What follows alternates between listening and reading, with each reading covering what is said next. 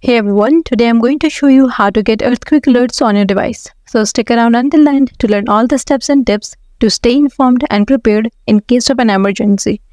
Let's get started. So open the settings app on your device and scroll down and click on notifications.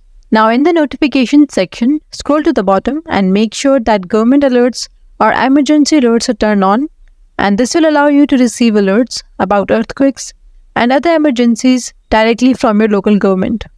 While built-in alerts are useful, dedicated apps can also provide more detailed information and alerts. For this, you can use this MyShake app. You can go to the App Store or Google Play Store and search for MyShake and download the app and open the app and allow it to send you notifications and access your location. This app will provide real-time earthquake alerts and information based on your location. And after this, you can download another app which is QuakeFeed. This app is only available on App Store. First download the app and then open it.